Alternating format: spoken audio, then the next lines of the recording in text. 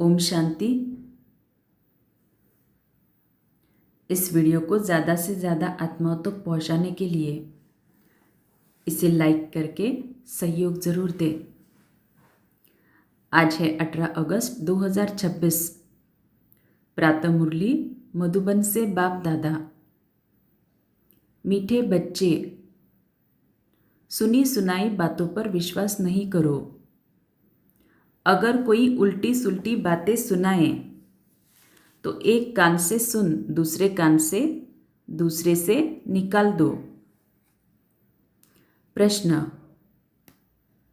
जो बच्चे ज्ञान की खुशी में रहते हैं उनकी निशानी क्या होगी? उत्तर: वे पुराने कर्म भोग का हिसाब किताब उस खुशी में मर्ज करते जाएंगे। ज्ञान की खुशी में दुख दर्द गम की दुनिया ही भूल जाती है। बुद्धि में रहता अब तो हम खुशी की दुनिया में जा रहे हैं। रावण ने शापित कर दुखी किया है। अब बाप आए हैं उस दुख की गम की दुनिया से निकाल खुशी की दुनिया में ले जाने। गीत: तुम्हें पाके हमने जहां पा लिया, जमी तो जमी आसमान पा लिया। ओम शांति। मीठे मीठे रूहानी बच्चों ने गीत सुना। जरूर बच्चों के रोमांच खड़े हो जाने चाहिए, क्योंकि गाया जाता है खुशी जैसी खुराक नहीं। अभी तुम सभी रूहानी बच्चों को बेहद का बाप मिला है। बेहद का बाप तो एक ही होता है। और बच्चे जानते हैं जब और बच्चे बनेंगे तो उन्होंने भी रोमांच खड़े होंगे। तुम जानते हो हमारा राज्य था, फिर राज्य गंवाया, अब फिर राज्य लेते हैं।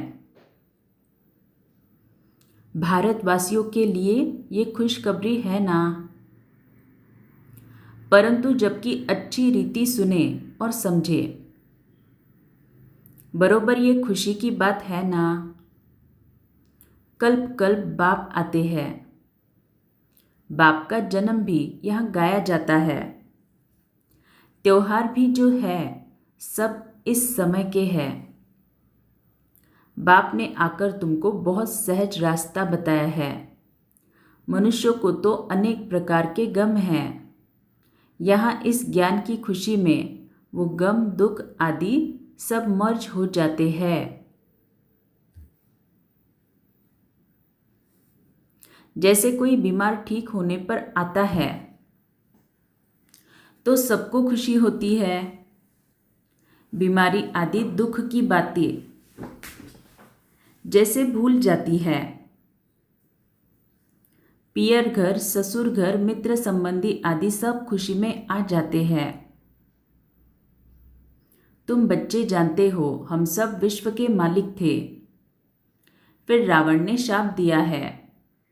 ये है गम की दुख की दुनिया, फिर कल होगी खुशी की दुनिया।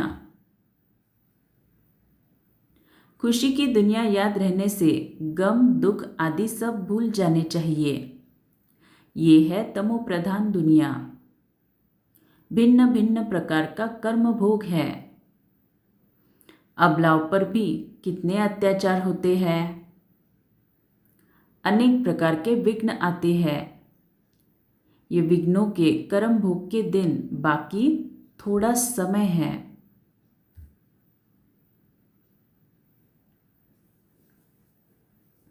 बाप धीरज देते हैं। बाकी थोड़े रोज है, कल पहले भी हुआ था। कर्म भोग का हिसाब किताब चुकतू होना है। खुशी में ये सब मर्ज करते जाओ। बस बाप और वर्षे को याद करते रहो।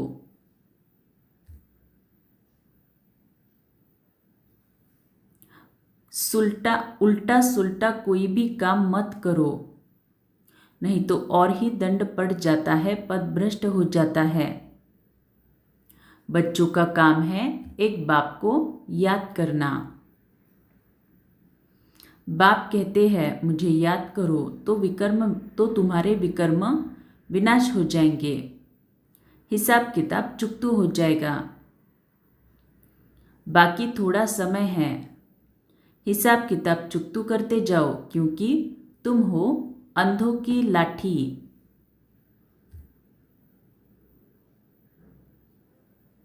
तुम भी याद करो, दूसरों को भी रास्ता बताओ।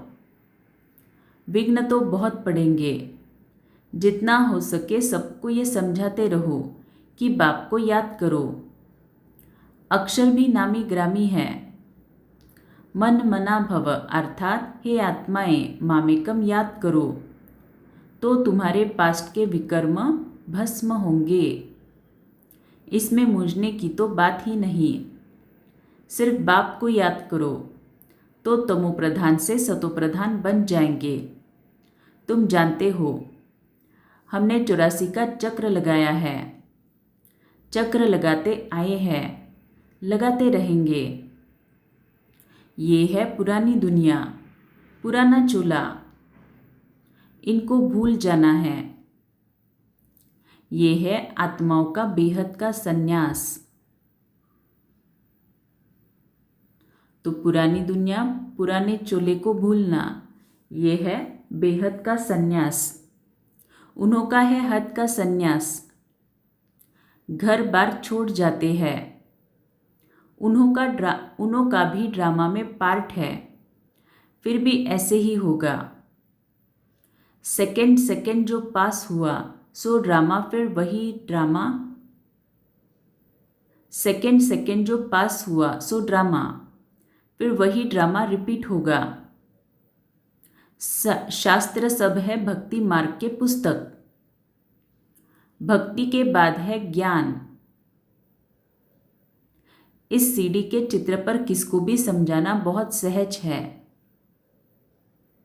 मुख्य जो चित्र है वो अपने घर में भी रख सकते हो। त्रिमूर्ति भी बड़ा क्लियर है। ऊपर में शिव भी है, ब्रह्मा विष्णु शंकर भी है। सूक्ष्म वतनवासी फिर ऊंचते ऊंच है भगवान। बच्चे भी समझते हैं जहाँ बाप रहते हैं वो है हम आत्माओं के रहने का स्थान, जिसको निर्वाण धाम कहो अथवा शांति धाम कहो, बात तो एक ही है। शांति धाम नाम ठीक है अथवा निर्वाण धाम अर्थात वाणी से परे धाम, वो शांति धाम ही हो गया।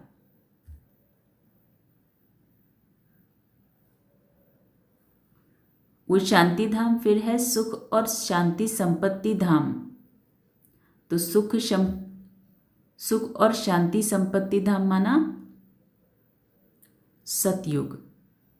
फिर होता है दुख और अशांति धाम। सुखधाम में तो कारुण्य के खजाने होते हैं अथाह। तो आज जब भी 5 स्वरूप की ड्रिल करेंगे इस महावाक्य को विजुअलाइज ज़रूर करना। सतयुग में तो कारुण्य के खजाने होते हैं अथाह। आज क्या है कल क्या होगा। आज कलयुग का अंत, कल होगा सतयुग का आदि। रात दिन का फर्क है ना, कहते भी है ब्रह्मा और ब्रह्मामुख वंशावली ब्राह्मणों का दिन। और फिर रात, दिन में है देवताएं, रात में है शूद्र, बीच में हो तुम ब्राह्मण। इस संगम युग का किसको पता नहीं है। मनुष्य तो बिल्कुल ही घोर अंधियारे में है। तो घोर सोजरे में ले आना तुम बच्चों का फर्ज है।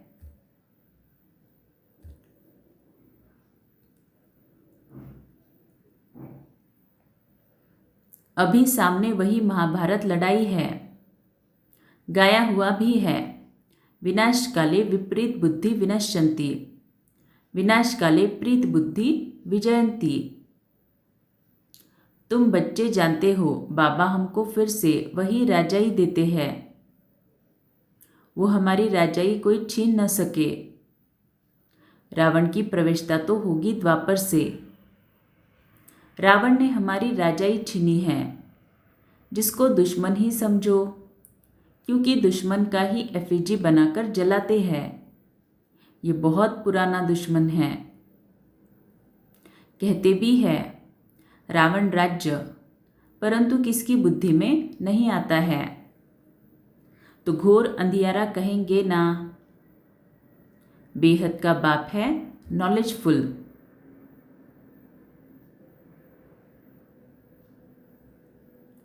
उनको ज्ञान का दाता, दिव्य चक्षु विधाता कहते हैं।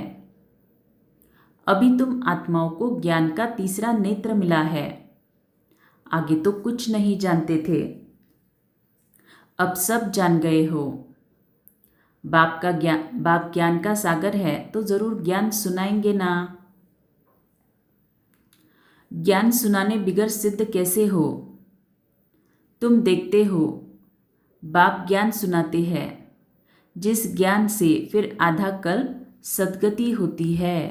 तो इस संगम युग पर जितना हम इस ज्ञान का प्रैक्टिकल स्वरूप बनते हैं, जितना हम इस ज्ञान को अपने जीवन में धारण करते हैं, उतना ही हमें सतयुगी श्रेष्ठ प्रारब्ध मिलेगा, अर्थात सद्गति होगी, जिस ज्ञान से फिर आधा कल्प सद्गति होती है। भक्ति को ही आधा कल्प चलना है। ज्ञान से सद्गति संगम पर ही होती है। कोई भी बात बच्चों की कब छिप नहीं सकती। बाप कहते हैं कोई भी बुरा काम हो जाए तो बताओ।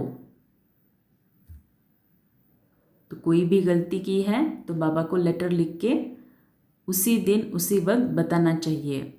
बाबा जानते हैं कईयों से बुरे कर्म होते रहते हैं। रावण राज्य है ना, माया चमाट मारती रहती है, परंतु छिपाते हैं बहुत। बाबा कहते हैं कोई भी भूल होती है तो फौरन बतलाने से आगे के लिए युक्ति मिलेगी। तो उस भूल को अगर हमें लगता है कि हमें बार बार रिपीट नहीं करना है, तो बाबा को बताना है, ताकि उस भूल को न करने के लिए हमें योग की क्या ड्रिल करनी है या फिर ज्ञान को कैसे धारण करना है, बाबा उसकी युक्ति देंगे। नहीं तो वृद्धि होती जाएगी। काम महाशत्रु है, बाबा को लिखते हैं। बाबा माया का बहुत अपोजिशन होता है। सदैव तो किसका योग नहीं रहता। जो माया से बच सके। देह अभिमान बहुत आता है, बहुत है जो माया के थप्पड़ खाते हैं। बाबा के पास समाचार तो सब तरफ से आते रहते हैं ना। अखबारों आदि में तो उल्टा सुल्टा भी कितना डाल देते हैं। आजकल मनुष्य बातें तो कितना भी बना सकते हैं, तमो प्रधान है ना। व्यास की जब रजो बुद्धि थी तो क्या क्या बातें बैठ लिखी है। बाप बच्चों को समझाते हैं, सुनी सुनाई बातों पर कभी भी विश्वास कर बिगड़ो मत। फलाने ने ऐसे किया, ये किया, फलाने ने ऐसे कहा, ये किया, माथा ही फिर जाता है। समझते नहीं, तमो प्रधान दुनिया है। माया गिराने की कोशिश करेगी। कोई भी झूठ मूठ बातें सुनाए तो एक कान से सुन दूसरे से निकाल दो। औरों को भी यही पैगाम देते रहो। बाप कहते हैं मैं पैगाम ले आता हूँ। अब हे आत्माएं श्रीमत पर चलो, हमारा पैगाम सुनो। सिर्फ मामेकम याद करो। जो याद करेंगे वो अपना ही कल्याण करेंगे।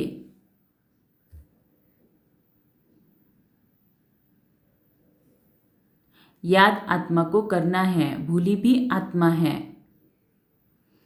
अब बाप की श्रीमत मिलती है, इसमें आशीर्वाद व रहम आदि कुछ भी नहीं मांगना है।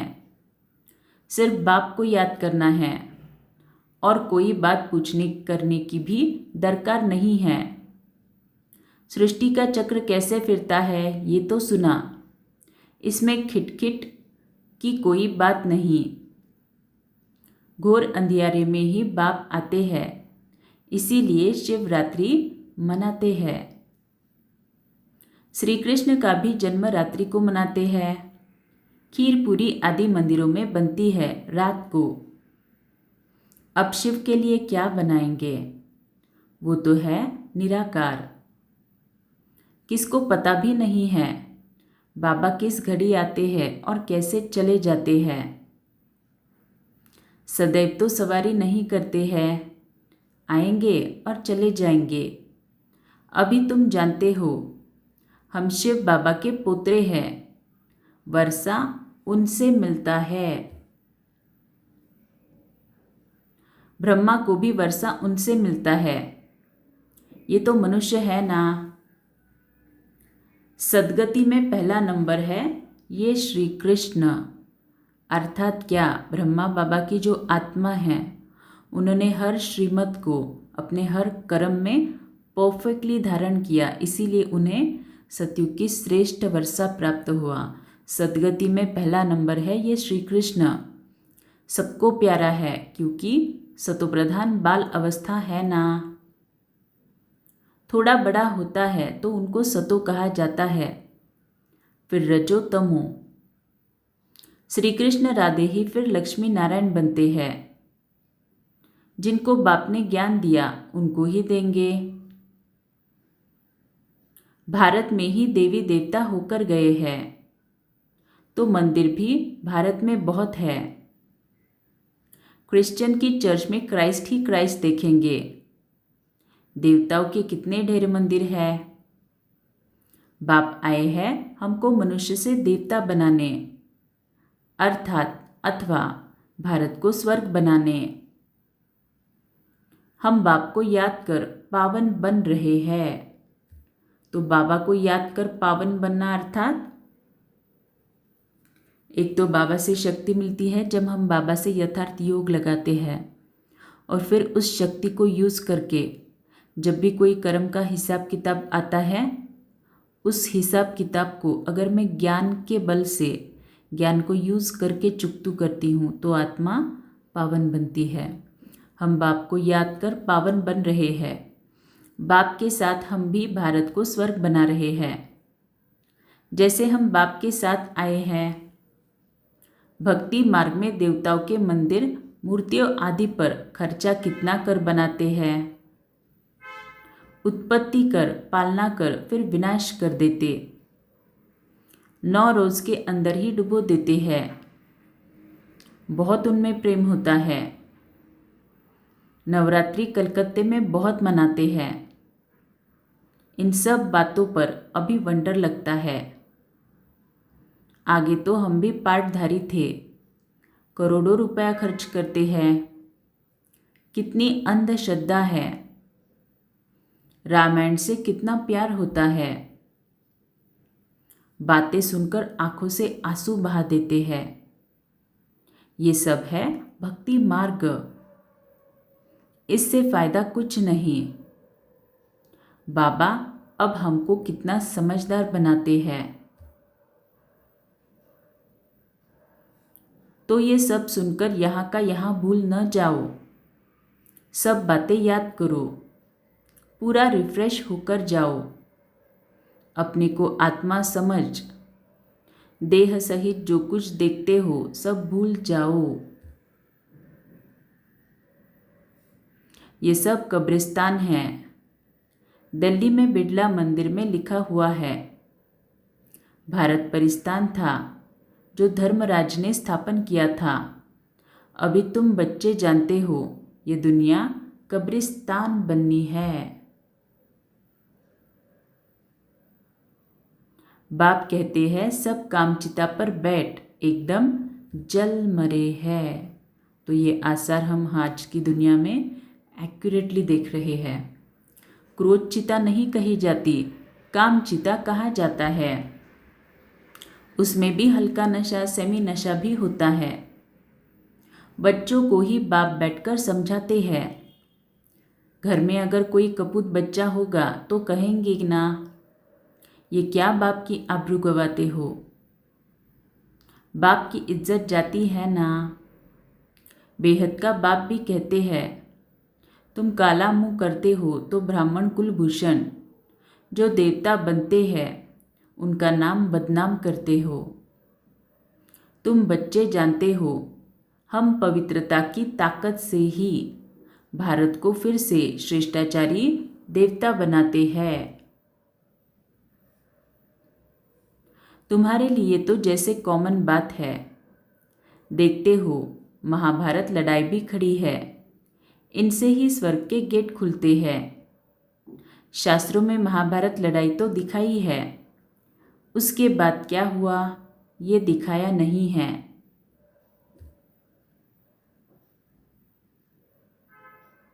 तो बाबा यहाँ पे बता रहे हैं लड़ाई के बाद ही स्वर्ग के गेट खुलते हैं। इसके ऊपर चिंतन लिखना। ये महाभारत लड़ाई दूसरी तीसरी कुछ नहीं, हमारे ही लाइफ के हिसाब किताब के बारे में बाबा बता रहे हैं। कह देते हैं प्रलय हो गई।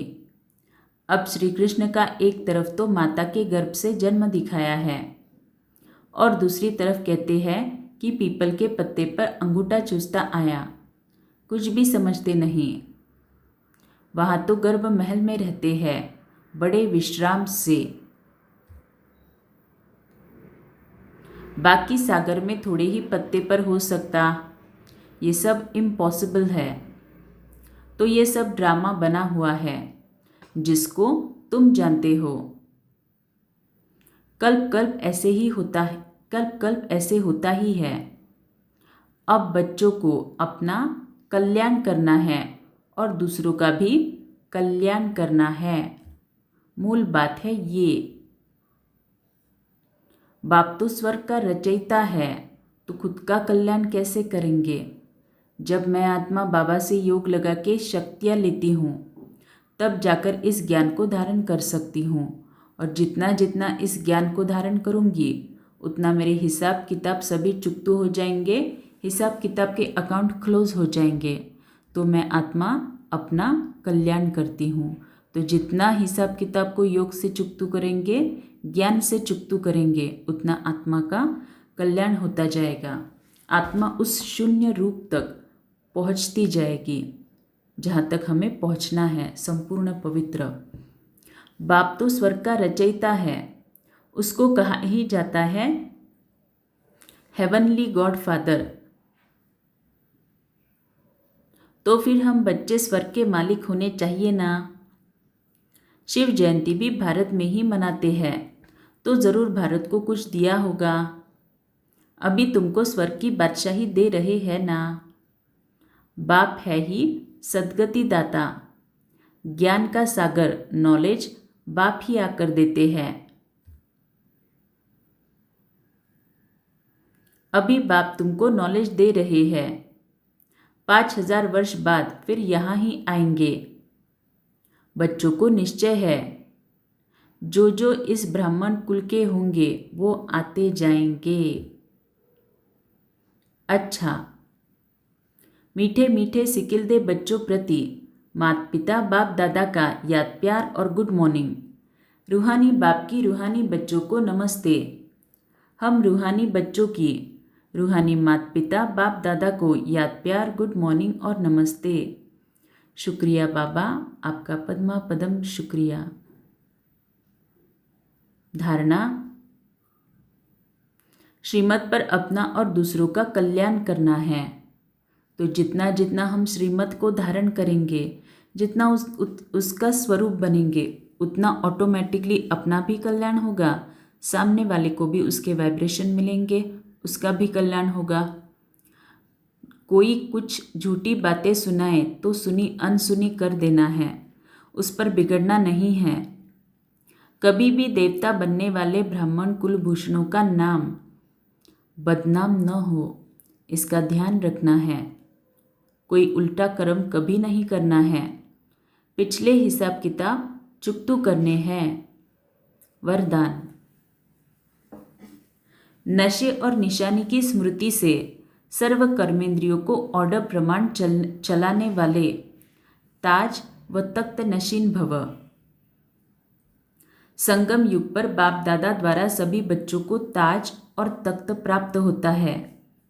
प्यूरिटी का भी ताज है तो जिम्मेवारियों का भी ताज है। अकाल तख्त भी है तो दिल तख्त नशीन भी हो। जब ऐसे डबल ताज और तख्त नशीन बनते हो तो नशा और निशाना स्वतः याद रहता है। फिर ये कर्मेंद्रिया जी हजूर करती है। जो ताज व तख्त छोड़ देते हैं उनका ऑर्डर कोई भी कारोबारी नहीं मानते। स्लोगन: कमजोर संकल्प ही प्रसन्न चित्त के बजाय प्रश्न चित्त बना देते हैं। अव्यक्त इशारे: ईश्वरीय सेवा का बड़े से बड़ा दान है पवित्रता का दान देना। तो पवित्रता का दान कैसे देंगे, सोचना इसके ऊपर। किसी भी आत्मा के प्रति अपने चित्त पर मैल नहीं।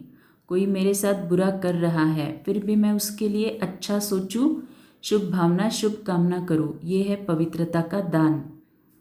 पवित्र बनना और बनाना ही पुण्य आत्मा बनना है, क्योंकि किसी आत्मा को आत्मघात महापाप से छुड़ाते हो। अपवित्रता आत्मघात है, पवित्रता जियदान है। अच्छा, ओम शांति। Thank you so much.